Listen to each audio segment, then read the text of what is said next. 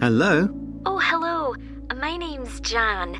Are you the right person to talk to about the Buckworth Conservation Group? Yes, I'm Peter. I'm the secretary.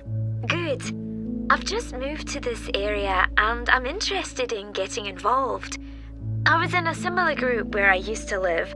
Could you tell me something about your activities, please? Of course. Well, we have a mixture of regular activities and special events. One of the regular ones is trying to keep the beach free of litter. A few of us spend a couple of hours a month on it, and it's awful how much there is to clear. I wish people would be more responsible and take it home with them. I totally agree. I'd be happy to help with that. Is it okay to take dogs? I'm afraid not, as they're banned from the beach itself. You can take them along the cliffs, though, and children are welcome. Right. We also manage a nature reserve, and there's a lot to do there all year round. For example, because it's a popular place to visit, we spend a lot of time looking after the paths and making sure they're in good condition for walking. I could certainly help with that. Good. And we have a program of creating new habitats there. We've just finished making and installing nesting boxes for birds to use, and next we're going to work on encouraging insects. They're important for the biodiversity of the reserve. They certainly are. Oh, and we're also running a project to identify the different species of butterflies that visit the reserve. You might be interested in taking part in that. Sure. I was involved in something similar where I used to live, counting all the species of moths. I'd enjoy that. Another job we're doing at the reserve is replacing the wall on the southern side, between the parking area and our woodshed. It was badly damaged in a storm last month. Okay. Then, as I said, we have a program of events as well, both at the weekend and during the week. Right. I presume you have guided walks. I'd like to get to know the local countryside as I'm new to the area. Yes, we do. The next walk is to Ruston Island a week on Saturday. We'll be meeting in the car park at Dunsmore Beach at low tide. That's when the sands are dry enough for us to walk to the island without getting wet. Sounds good. The island's a great place to explore. It's quite small and it's got a range of habitats. It's also an ideal location for seeing seals just off the coast or even on the beach. Okay. And is there anything we should bring? Like a picnic, for instance? Yes, do bring one, as it's a full-day walk. And of course, it'll be wet walking across and back, so make sure your boots are waterproof. I must buy a new pair. There's a hole in one of my current ones. Well, I'd definitely like to come on the walk. Great. Then later this month, we're having a one-day woodwork session in Hopton Wood. I've never tried that before. Is it okay for beginners to take part? Definitely. There'll be a couple of experts leading the session, and we keep the number of participants down, so you'll get as much help as you need. Excellent. I'd love to be able to make chairs. That's probably too ambitious for one day. You'll be starting with wooden spoons, and of course learning how to use the tools. And anything you make is yours to take home with you. That sounds like fun. When is it? It's on the 17th from 10 a.m. until 3. There's a charge of £35, including lunch, or £40 if you want to camp in the wood. I should think I'll come home the same day. Well, I'd certainly like to join the group. It sounds like... The mission itself was complicated, as some of the original drawings kept by the local council show. It sits right on top of the cliffs in a very isolated spot. In the 19th century, there were many jobs there, such as polishing the brass lamps, chopping firewood, and cleaning windows that kept lighthouse keepers busy. These workers were mainly prison convicts until the middle of that century, when ordinary families willing to live in such circumstances took over. Some of you have asked me what creatures we can expect to see. I know everyone loves the penguins, but they're very shy and unfortunately tend to hide from passing boats, But you might see birds in the distance, such as sea eagles, flying around the cliff edges where they nest. When we get to the rocky area inhabited by fur seals, we'll stop and watch them swimming around the coast. They're inquisitive creatures, so don't be surprised if one pops up right in front of you. Their predators, orca whales, hunt along the coastline too, but spotting one of these is rare. Dolphins, on the other hand, can sometimes approach on their own or in groups as they ride the waves beside us. Lastly, I want to mention the caves. Tasmania is famous for its caves, and the ones we'll pass by are so amazing that people are lost for words when they see them. They can only be approached by sea, but if you feel that you want to see more than we're able to show you, then you can take a kayak into the area on another day, and one of our staff will give you more information on that. What we'll do is to go through a narrow channel, past some incredible rock formations, and from there we'll be able to see the openings. So, Tim, we have to do a short summary of our work experience on a farm. Right. My farm was great, but arranging the work experience was hard. One problem was it was miles away and I don't drive. And also, I'd really wanted a placement for a month, but I could only get one for 2 weeks. I was lucky. The farmer let me stay on the farm, so I didn't have to travel. But finding the right sort of farm to apply to wasn't easy. No, they don't seem to have websites, do they? I found mine through a friend of my mother's, but it wasn't easy. No. My farm was mostly livestock, especially sheep. I really enjoyed helping out with them. I was up most of one night helping a sheep deliver a lamb. On your own? No, the farmer was there, and he told me what to do. It wasn't a straightforward birth, but I managed. It was a great feeling to see the lamb stagger to its feet and start feeding almost straight away, and to know that it was okay. Then another time, a lamb had broken its leg, and they got the vet in to set it, and he talked me through what he was doing. That was really useful. Yes, my farm had sheep too. The farm was in a valley, and they had a lowland breed called Suffolks, although the farmer said they'd had other breeds in the past. So, were they bred for their meat? Mostly, yes. They're quite big and solid. My farm was up in the hills, and they had a different breed of sheep. They were Cheviots. Oh, I heard their wool's really sought after. Yes, it's very hard wearing, and they use it for carpets. Right. I was interested in the amount of supplements they add to animals' feed nowadays. Like, even the chickens got extra vitamins and electrolytes in their feed. Yes, I found that too. And they're not cheap. But my farmer said some are overpriced for what they are, and he didn't give them as a matter of routine, just at times when the chickens seemed to particularly require them. Yes, mine said the same. He said certain breeds of chickens might need more supplements than the others, but the cheap and expensive ones are all basically the same. So, did your farm have any other livestock, Diana? Yes, dairy cows. I made a really embarrassing mistake when I was working in the milk shed. Some cows had been treated with antibiotics, so their milk wasn't suitable for human consumption, and it had to be put in a separate container.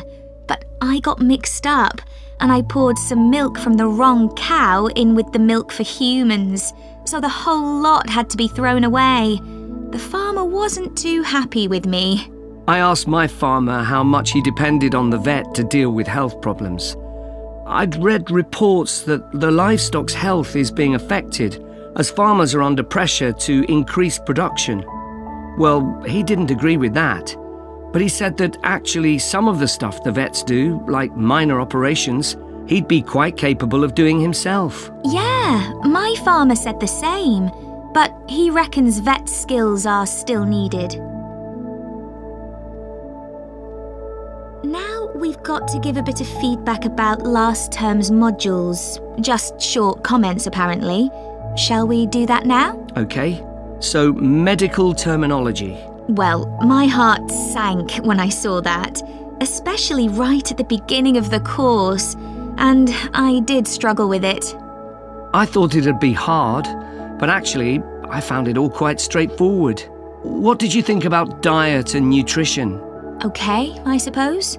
Do you remember what they told us about pet food and the fact that there's such limited checking into whether or not it's contaminated? I mean, in comparison with the checks on food for humans, I thought that was terrible. I think the module that really impressed me was the animal disease one, when we looked at domesticated animals in different parts of the world, like camels and water buffalo and alpaca. The economies of so many countries depend on these, but scientists don't know much about the diseases that affect them. Yes. I thought they'd know a lot about ways of controlling and eradicating those diseases, but that's not the case at all. I loved the wildlife medication unit. Things like helping birds that have been caught in oil spills. That's something I hadn't thought about before. Yeah, I thought I might write my dissertation on something connected with that. Right. So, actually, I was thinking something along the same lines. Labyrinths have existed for well over 4,000 years. Labyrinths and labyrinthine symbols have been found in regions as diverse as modern-day Turkey, Ireland, Greece, and India. There are various designs of labyrinth, but what they all have in common is a winding spiral path which leads to a central area. There is one starting point at the entrance, and the goal is to reach the central area. Finding your way through a labyrinth involves many twists and turns, but it's not possible to get lost, as there is only one single path. In modern times, the word labyrinth has taken on a different meaning and is often used as a synonym for a maze. A maze is quite different, as it is a kind of puzzle with an intricate network of paths. Mazes became fashionable in the 15th and 16th centuries in Europe and can still be found in the gardens of great houses and palaces. The paths are usually surrounded by thick, high hedges so that it's not possible to see over them. Entering a maze usually involves getting lost a few times before using logic to work out the pattern and find your way to the center and then out again. There are lots of dead ends and paths which lead you back to where you started. The word maze is believed to come from a Scandinavian word for a state of confusion. This is where the word amazing comes from.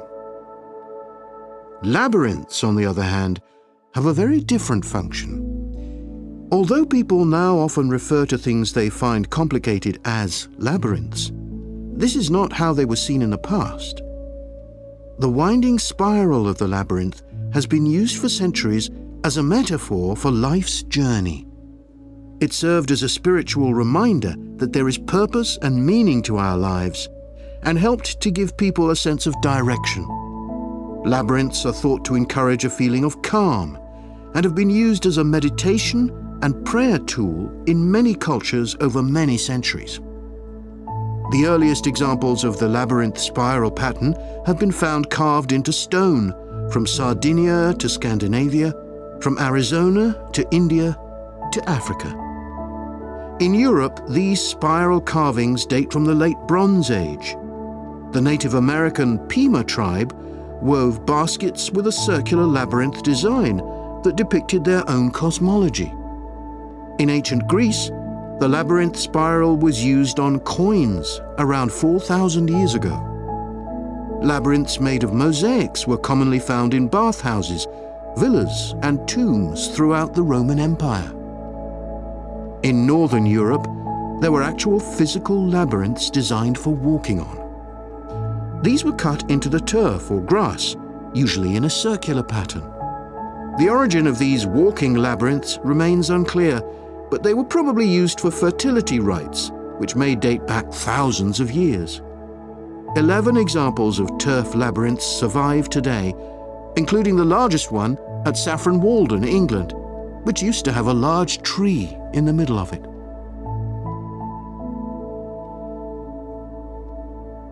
More recently, labyrinths have experienced something of a revival. Some believe that walking a labyrinth promotes healing and mindfulness, and there are those who believe in its emotional and physical benefits, which include slower breathing and a restored sense of balance and perspective. This idea has become so popular that labyrinths have been laid into the floors of spas, wellness centres, and even prisons in recent years. A pamphlet at Colorado Children's Hospital informs patients that walking a labyrinth can often calm people in the midst of a crisis. And apparently, it's not only patients who benefit. Many visitors find walking a labyrinth less stressful than sitting in a corridor or waiting room. Some doctors even walk the labyrinth during their breaks. In some hospitals, patients who can't walk can have a paper finger labyrinth brought to their bed. The science behind the theory is a little sketchy, but there are dozens of small-scale studies which support claims about the benefits of labyrinths. For example, one study found that walking a labyrinth provided short-term calming, relaxation and relief from anxiety for Alzheimer's patients. So what is it about labyrinths that makes their appeal so universal? Hello, Jane Fairbanks speaking. Oh, good morning. My name's Frank Pritchard. I've just retired and moved to Southo. I'd like to become a volunteer, and I gather you coordinate voluntary work in the village? That's right. What sort of thing could I do? Well, we need help with the village library. We borrow books from the town library, and individuals also donate them. So one thing you could do is get involved in collecting them, if you've got a car, that is. Yes, that's no problem. The times are pretty flexible, so we can arrange it to suit you. Oh, another thing is the records that we keep of the books we're given, and those we borrow and need to return to the town library. It would be very useful to have another person to help keep them up to date. Right. I'm used to working on a computer. I presume they're computerized? Oh, yes. Is the library purpose-built? I haven't noticed it when I've walked around the village. No, we simply have the use of a room in the village hall. The West Room. It's on the left as you go in. Well, I must go and have a look inside the hall. Yes, it's a nice building. Do you run a lunch club in the village for elderly people? I know a lot of places do. Yes, we have a very successful club. I could help with transport, if that's of any use. Oh, definitely. People come to the club from neighbouring villages, and we're always in need of more drivers. And does the club have groups that focus on a particular hobby too? I could get involved in one or two, particularly if there are any art groups. Excellent. I'll find out where we need help and get back to you. Fine. What about help for individual residents? Do you arrange that at all? Yes, we do it as a one-off. Oh, in fact, there's Mrs. Carroll. She needs a lift to the hospital next week, and we're struggling to find someone. When's her appointment? On Tuesday. It would take the whole morning. I could do that? Oh, that would be great. Thank you. And also next week, we're arranging to have some work done to Mr. Salisbury's house before he moves, as he isn't healthy enough to do it himself. We've got some people to decorate his kitchen, but if you could do some weeding in his garden, that would be wonderful. Okay, I'd enjoy that. And presumably the day and time are flexible? Oh, yes. Just say when would suit you best, and we'll let Mr. Salisbury know. Good.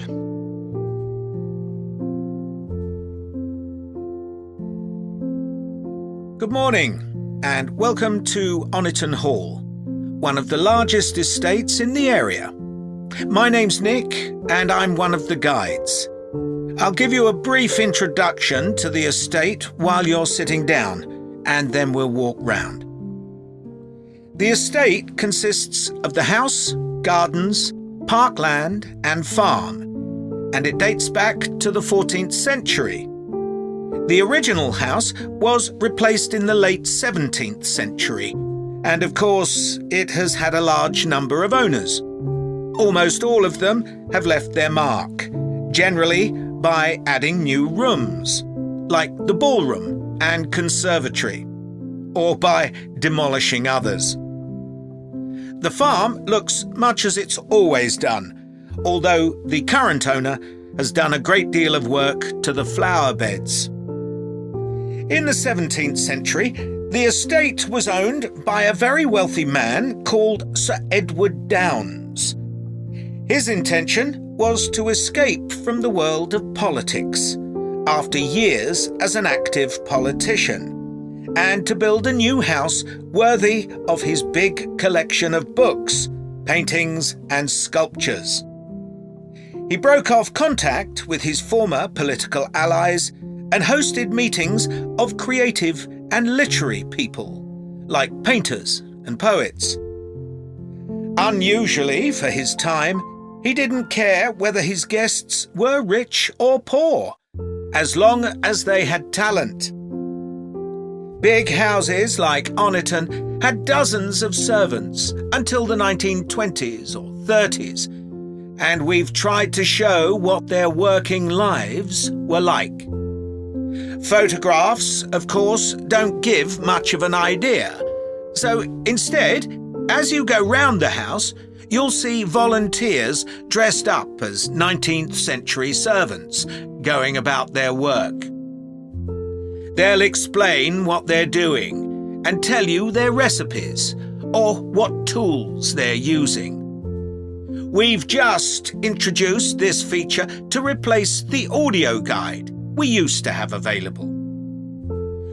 I see there are a number of children here with you today. Well, we have several activities specially for children, like dressing up in the sorts of clothes that children wore in the past. And as it's a fine day, some of you will probably want to play in the adventure playground. Our latest addition is child-sized tractors that you can drive around the grounds. So, what about the Emporium Theatre's production of the play? I thought some things worked really well, but there were some problems too. Yeah. What about the set, for example? I think it was visually really stunning. I'd say that was probably the most memorable thing about this production. You're right. The set design was really amazing. But actually, I have seen similar ideas used in other productions. What about the lighting? Some of the scenes were so dimly lit, it was quite hard to see. I didn't dislike it. It helped to change the mood of the quieter scenes. That's a good point. What did you think of the costumes? I was a bit surprised by the contemporary dress, I must say. Yeah, I think it worked well, but I'd assumed it would be more conventional. Me too. I liked the music at the beginning, and I thought the musicians were brilliant. But I thought they were wasted because the music didn't have much impact in Acts 2 and 3. Yes, that was a shame. One problem with this production was that the actors didn't deliver the lines that well. They were speaking too fast. It was a problem, I agree. But I thought it was because they weren't speaking loudly enough, especially at key points in the play. I actually didn't have a problem with that. It's been an interesting experience watching different versions of Romeo and Juliet, hasn't it? Definitely. It's made me realise how relevant the play still is. Right. I mean, a lot's changed since Shakespeare's time, but in many ways, nothing's changed. There are always disagreements and tension between teenagers and their parents. Yes, that's something all young people can relate to, more than the violence and the extreme emotions in the play. How did you find watching it in translation? Really interesting. I expected to find it more challenging, but I could follow the story pretty well. I stopped worrying about not being able to understand all the words and focused on the actors' expressions. The ending's pretty powerful. Yes, that somehow intensified the emotion for me. Did you know Shakespeare's been translated into more languages than any other writer? What's the reason for his international appeal, do you think? I was reading that it's because his plays are about basic themes that people everywhere are familiar with. Yeah, and they can also be understood on different levels. The characters have such depth. Right, which allows directors to experiment and find new angles. That's really important. Right, everyone, let's make a start. Over the past few sessions, we've been considering the reasons why some world languages are in decline. And today I'm going to introduce another factor that affects languages and the speakers of those languages, and that's technology, and in particular, digital technology. In order to illustrate its effect, I'm going to focus on the Icelandic language, which is spoken by around 321,000 people, most of whom live in Iceland, an island in the North Atlantic Ocean. The problem for this language is not the number of speakers, even though this number is small, nor is it about losing words to other languages, such as English. In fact, the vocabulary of Icelandic is continually increasing, because when speakers need a new word for something, they tend to create one, rather than borrowing from another language. All this makes Icelandic quite a special language. It's changed very little in the past millennium, yet it can handle 21st century concepts related to the use of computers and digital technology. Take, for example, the word for web browser. This is vafri in Icelandic, which comes from the verb to wander. I can't think of a more appropriate term because that's exactly what you do mentally when you browse the internet. Then there's an Icelandic word for podcast, which is too hard to pronounce, and so on. Icelandic, then, is alive and growing, but, and it's a big but, young Icelanders spend a great deal of time in the digital world, and this world is predominantly English. Think about smartphones. They didn't even exist until comparatively recently, but today, young people use them all the time to read books, watch TV or films, play games, listen to music, and so on. Obviously, this is a good thing in many respects because it promotes their bilingual skills. But the extent of the influence of English in the virtual world is staggering, and it's all happening really fast. For their parents and grandparents, the change is less concerning because they already have their native speaker skills in Icelandic.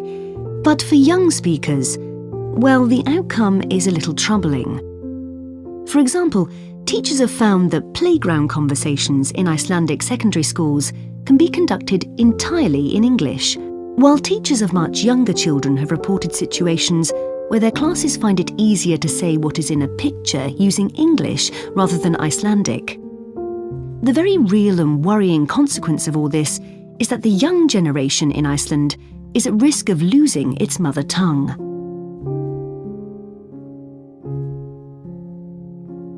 Of course, this is happening to other European languages too.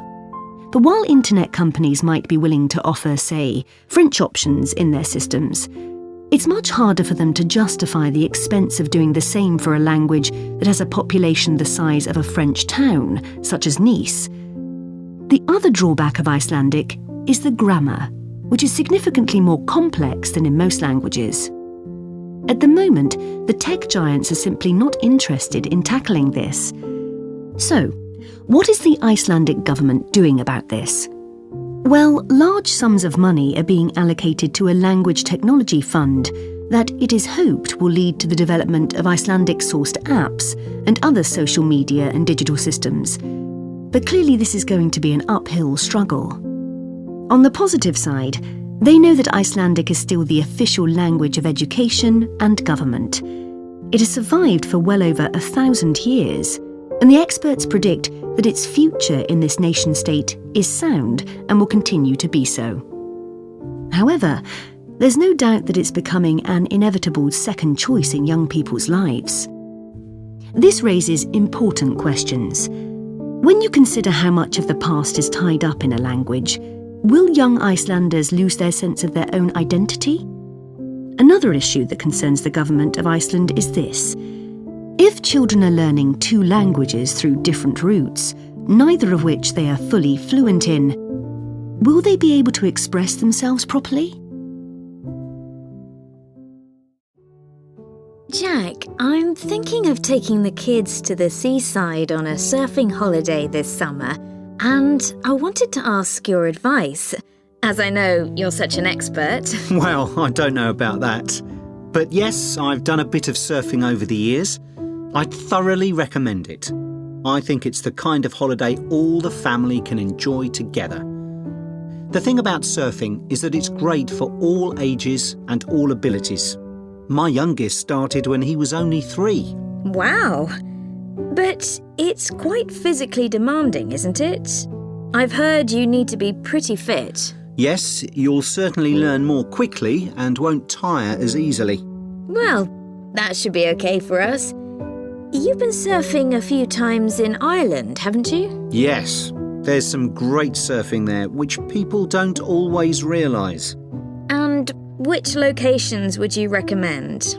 There seem to be quite a few. Yes, there are loads. Last year we went to County Donegal. There are several great places to surf there.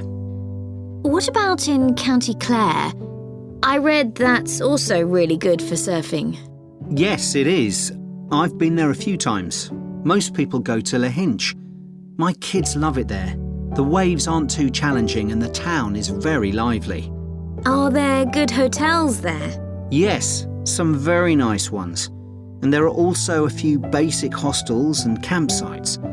It's great if you need lessons, as the surf schools are excellent. Sounds good. Yes, and there's lots to see in the area, like those well-known cliffs. I've forgotten the name of them. Oh, don't worry. I can look them up. I've also been surfing in County Mayo, which is less well known for surfing, but we had a really good time. That was a few years ago when the kids were younger. There's a good surf school at Carraniskey Beach. How do you spell that? CARROWNISKEY.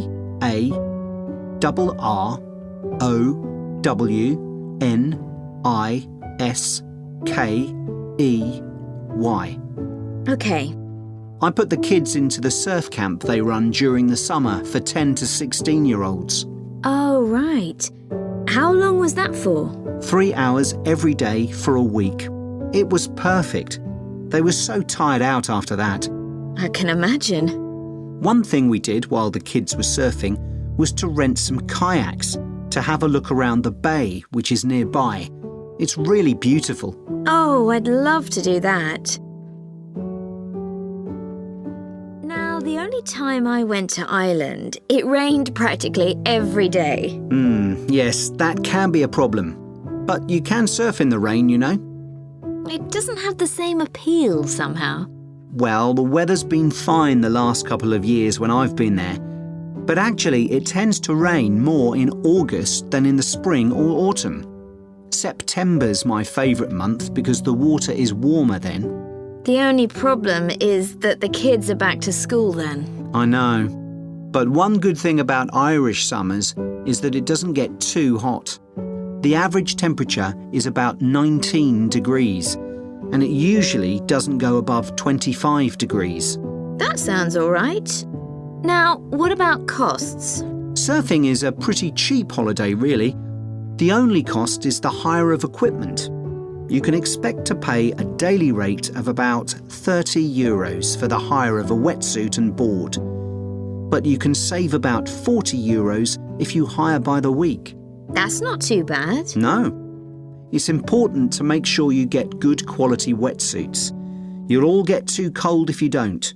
And make sure you also get boots. They keep your feet warm, and it's easier to surf with them on too.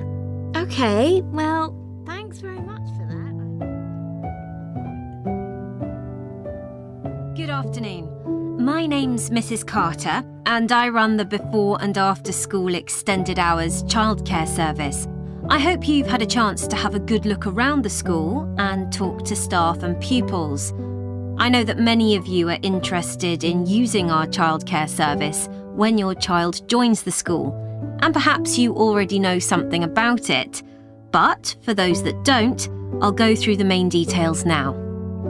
We offer childcare for children from the ages of 4 to 11, both before and after school. I know that many parents who work find this service invaluable. you can leave your child with us, safe in the knowledge that they will be extremely well cared for. We are insured to provide care for up to 70 children, although we rarely have this many attending at any one session. I think we generally expect around 50 to 60 children for the afternoon sessions, and about half that number for the breakfast sessions. Although we currently do have 70 children registered with us, not all of these attend every day. It's 10 years since we began offering an extended hours service, and we've come a long way during that time. When we first opened, we only had about 20 children attending regularly.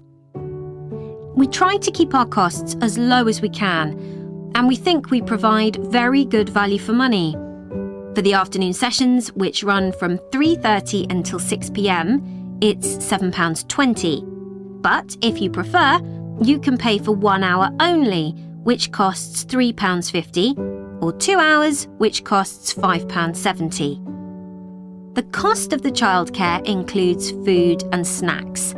They'll be given breakfast in the morning and in the afternoon, a healthy snack as soon as they finish school.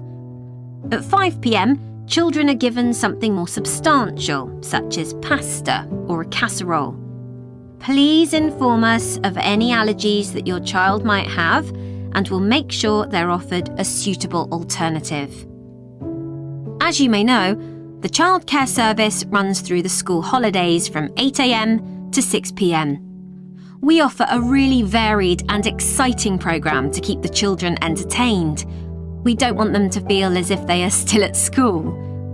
It will also feel different because they'll get the chance to make new friends with children from other schools. Spaces are available for them because a lot of our term time children don't always attend during the holiday. In the past, parents have asked if children over the age of 11 are allowed to come with their younger brothers and sisters, but I'm afraid we're unable to do this because of the type of insurance we have. Hello, Dr. Green. I'm here to talk to you about my work placement. Oh, yes, it's Holly, isn't it? Yes. So, which work placement have you chosen? I decided to go for the Orion Stadium placement. The event I'll be managing is one where I'm helping to set up a sports competition for primary school children. Yep, that's always a popular placement, even though it can be tougher than you think, working with children. I know, but it's the fresh air that attracts me. Organising something indoors doesn't have the same appeal, even though it might be fun. OK, so obviously safety is going to be one of your key concerns for this event? Yes, I've already thought about that. I'll need to make sure none of the equipment's damaged. Ah, well, you'll be working with schools, so the equipment will be their responsibility. However, the grounds and what goes on there will be yours. Oh, I see. That'll include keeping everyone within the boundary once they're in their kit and on the field? Exactly. You'll need to inspect areas like changing rooms as well, for anything someone can trip over, but your main priority will be not to lose anyone. Right. I'll need staff to help with that. And don't forget about the spectators. I was thinking that many of them will be parents who could help run the event. I wouldn't rely on that. They'll be more interested in filming their children than volunteering.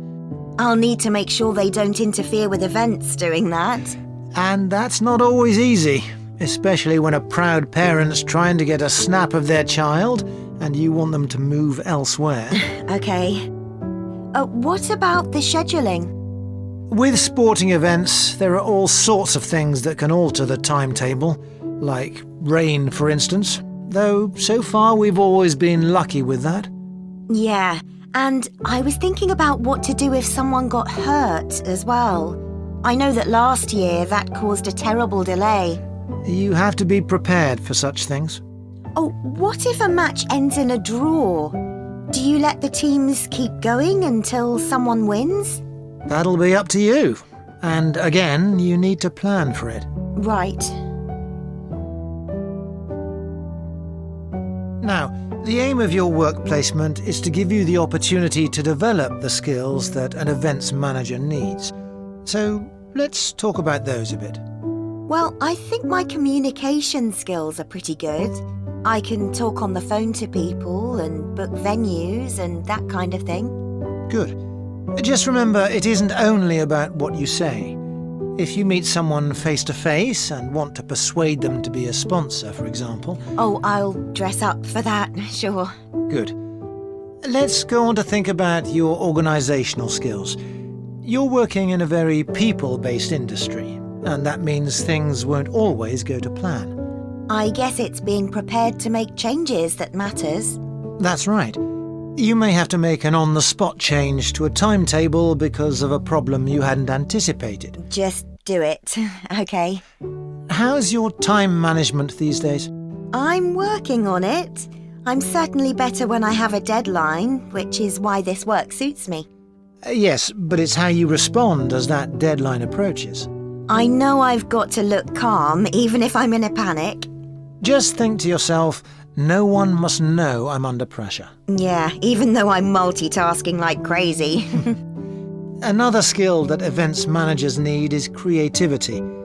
Often your client has what we call the big picture idea, but it's up to the events manager to think of all the fine points that go to making it work. Right. So I need to listen carefully to that idea and then fill in all the gaps. That's right. And you'll have a team working under you. So another key skill is leadership. Your team may have lots of ideas too, but you've got to make the ultimate choices. Do we have refreshments inside or out, for example? Isn't it better to be democratic? It's a nice idea, but you have the ultimate responsibility. So believe in what you think best. Be prepared to say, yes, that's a good idea, but it won't work here. I see what you mean. What about the networking side of things? I know it's an area that a lot of students worry about because we don't have much experience to offer others. But even without it, you can still be an interesting person with useful ideas, and the more people you impress, the better. I guess that will help me when I apply for a real job. Exactly. Think ahead, remember what your ambitions are, and keep them in mind. Definitely. Scientists believe that a majority of the Earth's bird population migrate in some fashion or other. Some travel seasonally for relatively short distances, such as birds that move from their winter habitats in lowlands to mountaintops for the summers. Others, like the Arctic tern, travel more than 25,000 miles seasonally between the northern and southern poles. Bird migration has been studied over many centuries through a variety of observations. But until relatively recently, where birds went to in the winter was considered something of a mystery. The lack of modern science and technology led to many theories that we now recognise as error-filled and even somewhat amusing. Take hibernation theory, for example. 2,000 years ago, it was commonly believed that when birds left an area, they went underwater to hibernate in the seas and oceans. Another theory for the regular appearance and disappearance of birds was that they spent winter hidden in mud till the weather changed and food became abundant again. The theory that some birds hibernate persisted until experiments were done on caged birds in the 1940s, which demonstrated that birds have no hibernation instinct. One of the earliest naturalists and philosophers from ancient Greece was Aristotle, who was the first writer to discuss the disappearance and reappearance of some bird species at certain times of year. He developed the theory of transmutation, the seasonal change of one species into another by observing redstarts and robins. He observed that in the autumn, small birds called redstarts began to lose their feathers, which convinced Aristotle that they changed into robins for the winter and back into redstarts in the summer. These assumptions are understandable, given that this pair of species are similar in shape, but are a classic example of an incorrect interpretation based on correct observations. The most bizarre theory was put forward by an English amateur scientist, Charles Morton, in the 17th century. He wrote a surprisingly well-regarded paper, claiming that birds migrate to the moon and back every year. He came to this conclusion as the only logical explanation for the total disappearance of some species.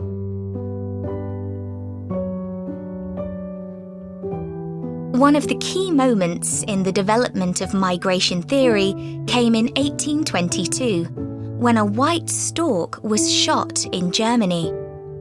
This particular stork made history because of the long spear in its neck, which incredibly had not killed it. Everyone immediately realised this spear was definitely not European. It turned out to be a spear from a tribe in Central Africa. This was a truly defining moment in the history of ornithology, because it was the first evidence that storks spend their winters in sub-Saharan Africa. You can still see the arrow stork in the zoological collection of the University of Rostock in Germany.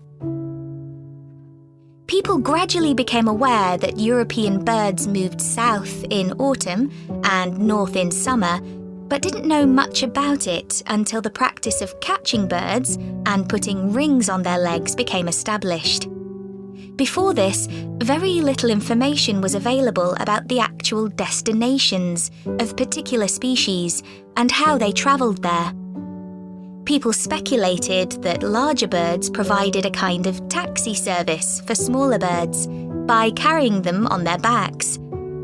This idea came about because it seemed impossible that small birds, weighing only a few grams, could fly over vast oceans. This idea was supported by observations of bird behaviour, such as the harassment of larger birds by smaller birds. The development of bird ringing by a Danish schoolteacher, Hans Christian Cornelius Mortensen, made many discoveries possible. This is still common practice today and relies upon what is known as recovery. This is when ringed birds are found dead in the place they have migrated to and identified. Huge amounts of data were gathered in the early part of the 20th century, and for the first time in history, people understood where birds actually went to in winter. In 1931, an atlas was published showing where the most common species of European birds migrated to. More recent theories about bird migration vary. Hello, Easy Life Cleaning Services, Jacinta speaking. Oh, hello. I'm looking for a cleaning service for my apartment. Do you do domestic cleaning? Sure. Well, it's just a one-bedroom flat. Do you have a basic cleaning package? Yes. For a one-bedroom flat, we're probably looking at about 2 hours for a clean. So we do a thorough clean of all surfaces in each room and polish them where necessary. Does your apartment have carpets? No, I don't have any, but the floor would need cleaning. Of course. We do that in every room. And we do a thorough clean of the kitchen and bathroom. Okay. Then we have some additional services which you can request if you want. So, for example, we can clean your oven for you every week. Actually, I hardly ever use that. But can you do the fridge? Sure. Would you like that done every week? Yes, definitely. And would ironing clothes be an additional service you can do? Yes, of course. It wouldn't be much, just my shirts for work that week. That's fine. And we could also clean your microwave if you want. No, I wipe that out pretty regularly, so there's no need for that. We also offer additional services that you might want a bit less often, say every month.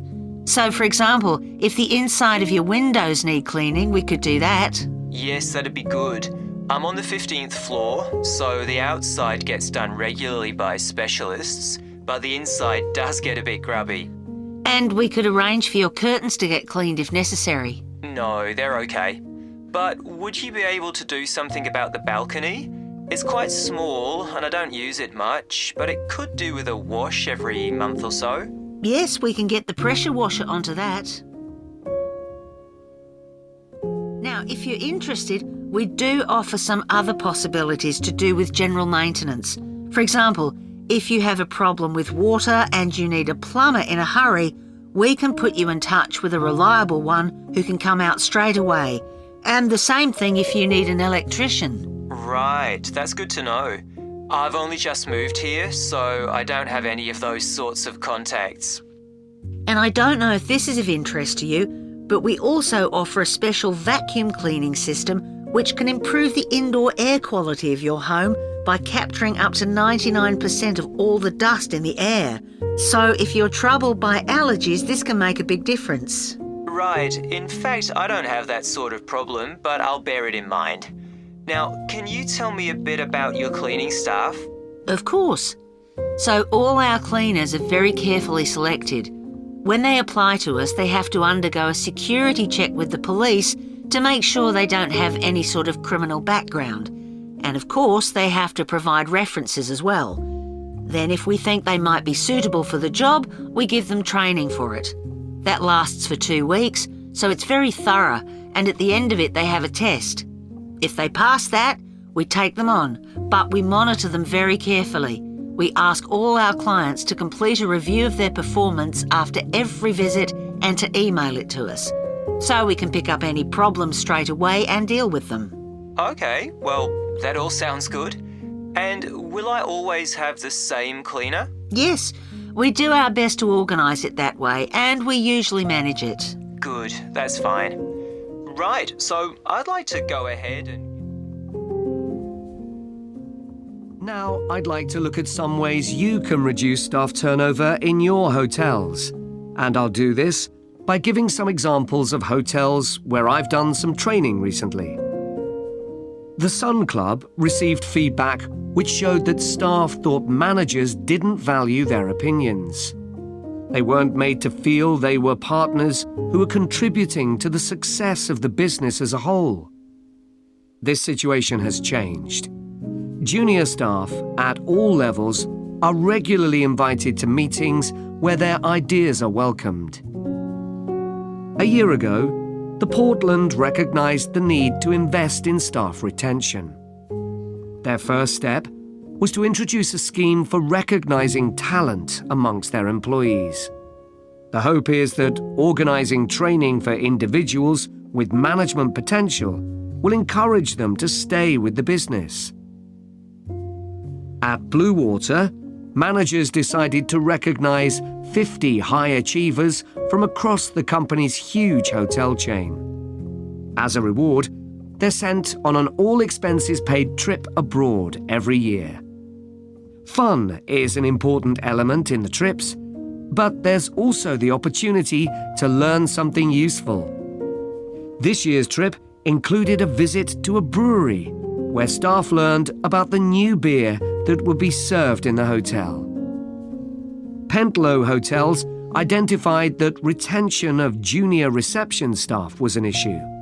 In order to encourage them to see that working in a hotel could be worthwhile and rewarding with good prospects, they introduced a management program. These staff were given additional responsibilities and the chance to work in various roles in the hotel. Green Planet wanted to be seen as a caring employer. To make life easier for staff, many of whom had childcare responsibilities, the hotel began issuing vouchers to help cover the cost of childcare. Louise Marsh at the Amesbury has one of the best staff retention rates in the business. Since she joined the company, she's made a huge effort to achieve this by creating a cooperative and supportive environment. For her, the staff are part of a large family where everyone is valued. Okay, now I'd like to move. Thomas. How are you enjoying the course so far? Yeah, I think it's good. Remind me, why did you decide to study sports science? Didn't you want to be a professional athlete when you were at school? Yeah, that was my goal. And all my classmates assumed I would achieve it. They thought I was brilliant. That must have been a nice feeling. I thought I could win anything. There was no one who could run faster than me. Exactly. So what happened? Did your mum and dad want you to be more academic? Not at all. Perhaps they should have pushed me harder, though. What do you mean? I think I should have practiced more. What makes you say that? Well, I went out to Kenya for a couple of weeks to train. Really? I didn't know that. I was chosen to go there out of loads of kids and run with some of the top teenage athletes in the world. And I was so calm about it. I just kept thinking how fortunate I was. What a great chance this was. Everyone back home was so proud of me. But once we started competing, I very quickly realised I wasn't good enough. That must have been a huge shock. I thought, this can't be happening. I was used to winning. I'm sorry to hear that. It's okay. I'm over it now, and I think it's much better to do a university course. And this one has such a variety of sports-related areas. It's going to be good. Oh, I agree. I chose it because of that. So, Jian, have you thought of any ideas for the discussion session next week on technology and sport? We have to cover more than one sport, don't we? Yeah. You know, we always think technology is about the future, but we could gather some ideas about past developments in sport. Look at early types of equipment, perhaps. I remember reading something about table tennis bats once, how they ended up being covered with pimpled rubber. 'Cause they were just wooden at first, I'd imagine. Yeah. In about the 1920s, a factory was making rolls of the rubber in bulk for something like horse harnesses. Really? Yeah, and someone realised that it would make a perfect covering for the wooden bats. So, what about cricket? That's had a few innovative changes. Maybe the pads they wear on their legs? I don't think they've changed much, but I'm just looking on the internet. And it says that when the first cricket helmet came in 1978, the Australian batsman who first wore it was booed and jeered by people watching because it was so ugly. Wow! Players have to protect themselves from getting hurt. I mean, everyone wears one now. Unlike the cycle helmet. Well, unless you're a professional. But you're right, many ordinary bikers don't wear a helmet. Hey, look at these pictures of original helmet designs. This one looks like an upside-down bowl. Yet the woman's laughing. She's so proud to be wearing it. It says serious cyclists ended up with wet hair from all the hard exercise. I guess that's why they have large air vents in them now, so that the skin can breathe more easily. OK, so we've done helmets. What about golf balls? Or better still, golf clubs. They've changed a lot. Yeah. I remember my great-grandfather telling me that because a club was made entirely of wood, it would easily break and players had to get another. There's no wood at all in them now, is there? No, they're much more powerful. The same must be true of hockey sticks. I don't think so, because players still use wooden sticks today. What it does say here, though, is that when the game started, you had to produce a stick yourself. I guess they just weren't being manufactured. So, one more perhaps? What about football? Well, I know the first balls were made of animal skin.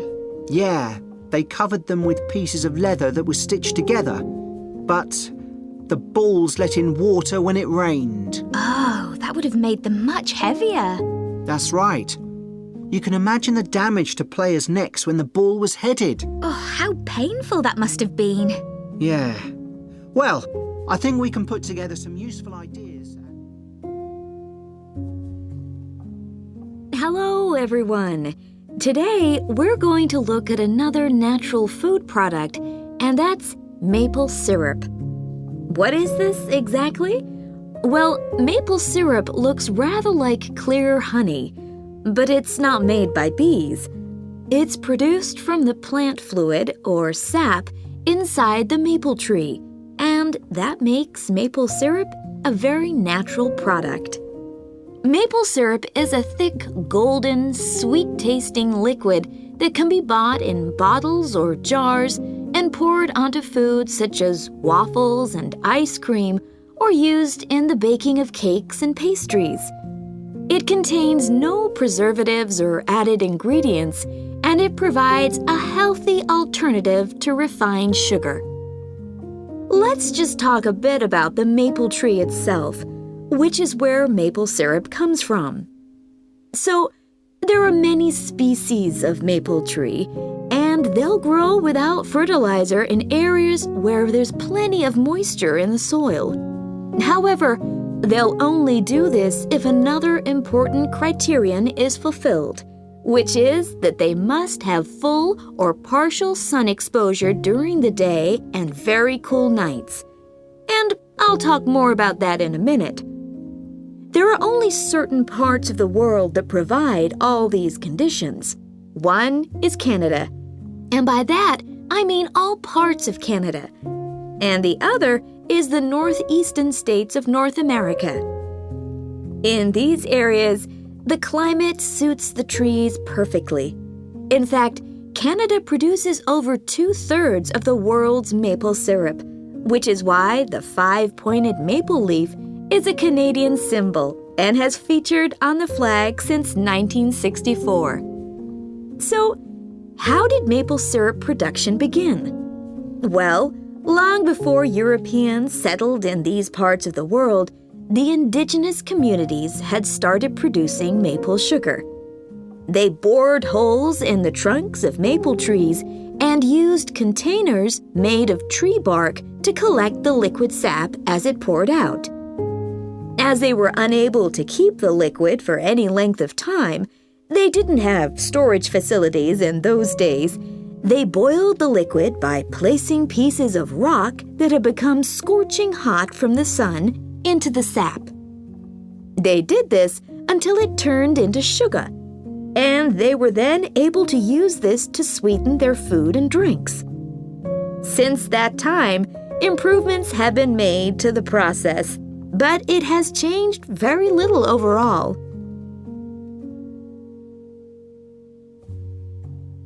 So, let's look at the production of maple syrup today. Clearly, the maple forests are a valuable resource in many Canadian and North American communities. The trees have to be well looked after, and they cannot be used to make syrup until the trunks reach a diameter of around 25 centimeters. This can take anything up to 40 years. As I've already mentioned, maple trees need the right conditions to grow and also to produce sap. Why is this? Well, what happens is that during a cold night, the tree absorbs water from the soil, and that rises through the tree's vascular system. But then, in the warmer daytime, the change in temperature causes the water to be pushed back down to the bottom of the tree.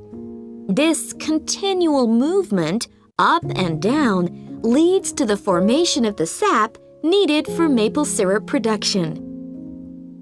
When the tree is ready, it can be tapped, and this involves drilling a small hole into the trunk and inserting a tube into it that ends in a bucket. The trees can often take several taps, though the workers take care not to cause any damage to the healthy growth of the tree itself. The sap that comes out of the trees consists of 98% water and 2% sugar and other nutrients. It has to be boiled so that much of that water evaporates, and this process has to take place immediately using what are called evaporators. These are basically extremely large pans. The sap is poured into these. A fire is built, and the pans are then heated until the sap boils. As it does this, the water evaporates and the syrup begins to form. The evaporation process creates large quantities of steam, and the sap becomes thicker and denser, and at just the right moment, when the sap is thick enough to be called maple syrup, the worker removes it from the heat. After this process, something called sugar sand has to be filtered out, as this builds up during the boiling and gives the syrup a cloudy appearance and a slightly gritty taste. Once this has been done, the syrup is ready to be packaged so that it can be used for a whole variety of products.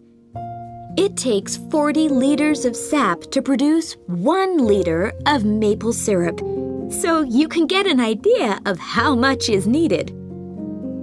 So that's the basic process. In places like